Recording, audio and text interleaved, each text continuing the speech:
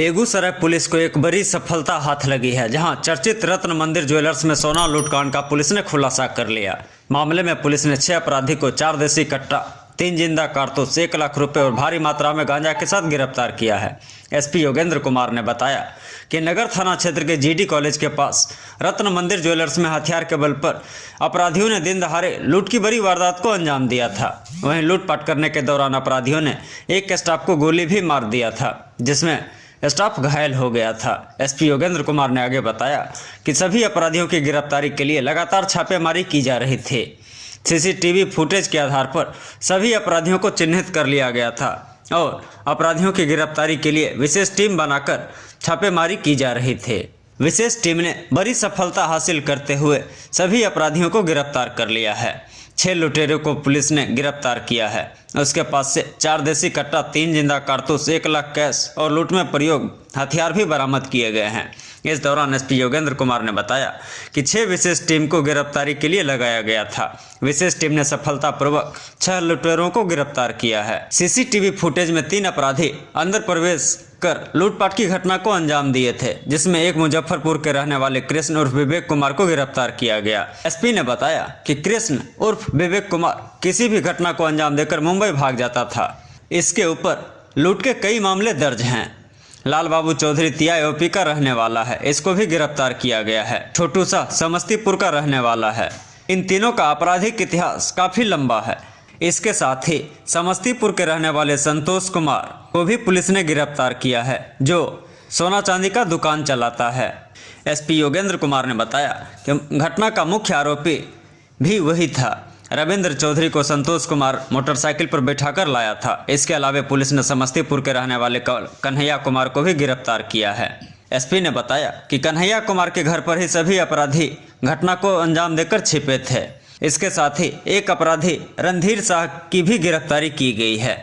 SP Yogendra Kumar ने बताया कि लुटेरों के द्वारा सोना बेचकर जो कैश उसके पास था, 1 लाख रुपया, 4 देसी कट्टा, 3 जिंदा कारतूस, भारी मात्रा में गांजा एवं घटना में प्रयुक्त 2 मोटरसाइकिल भी बरामद किया गया है।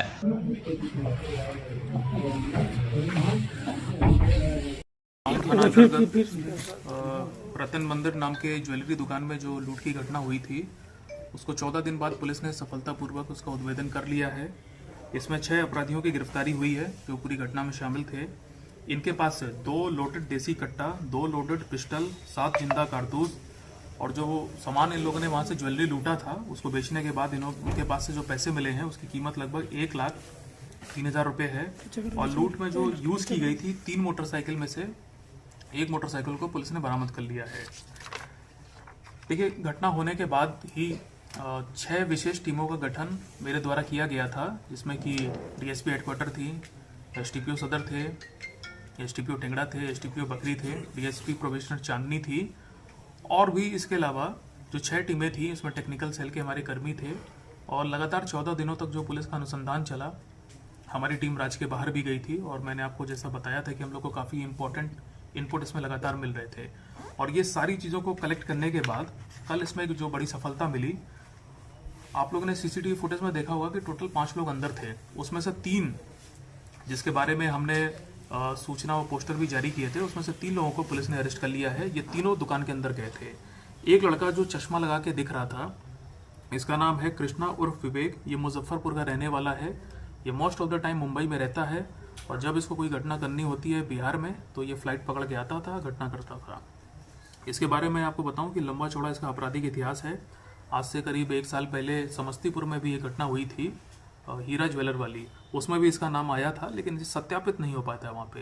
लेकिन अभी हम लोगों ने इसको अरेस्ट किया है और पूछताछ में इसने ये बात कबूली है और ये जो बात है हमने वहाँ भी शेयर की है। इसमें एक लड़का जो काली जैकेट पहने हुए आप लोग को दिख रहा था और सर पे टोपी लगाए हुए था, इसका नाम है लाल बाबू चौधरी। ये TIOP का रहने वाला है। इसको भी गिरफ्तार किया है पुलिस ने। इसने फुटेज में जो काली जैकेट पहनी थी वो भी पुलिस ने बरामद कर ली है, इसके घर से मिली है वो। तीसरा व्यक्ति जो अरेस्ट हुआ है, जो एक फोटो थी जिसमें लाल टी-शर्ट अंदर पहने हुए था और लंबे लंबे जिसके बाल थे, इसकी पहचान हुई है छोटू शाह। ये भी समस्तीपुर का रहने वाला है। इन तीनों का आपराधिक इतिहास है। ये लोग पहले भी ज्वेलरी की दुकान में इस प्रकार की लूटपाट की घटनाओं को अंजाम दे चुके हैं और तीनों ही इस समय बेल पे थे।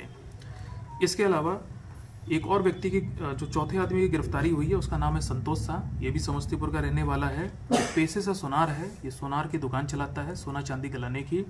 ये उस दिन घटनास्थल पे नहीं आया था, लेकिन इस गैंग का जो मास्टरमाइंड है, जिसने ये पूरी प्लानिंग रची है, रविंदर सैनी उसका नाम है। और बिहार के कई जिलों में ये रविंदर सैनी और उसका गैंग इस प्रकार की घटनाएं पूर्व के वर्षों में कर चुके हैं। रविंदर सैनी 6-7 महीने पहले ही बेल पे छूटा था और उसके बाद से ही लगातार इस टाइप की घटना की वो प्लानिंग कर रहा था। रविंदर सैनी को मोटरसाइकिल में बैठा के संतोष शाह लाया था। ये बात पुलिस को पता चली तो इसकी भी गिरफ्तारी हुई है। इसके अलावा एक कन्हैया की गिरफ्तारी हुई है। कन्हैया भी समस्तीपुर का है। कन्हैया के बारे में ये पता चला कि घटना करके जो सारे अपराधी भागे थे, रात को इसी के घर पे रुके थे। इसके अलावा एक रणधीर शाह की गिरफ्तारी हुई है। इसकी मोटरसाइकिल का इस्तेमाल किया गया था। तो कुल मिला के मैं आपको बताऊं कि सबसे पहले कल 3 लोगों की जो गिरफ्तारी हुई है, टाउन थाना क्षेत्र के जो बिशनपुर एरिया है वहां से गिरफ्तारी हुई। कृष्णा की, लाल बाबू की, छोटू शाह की।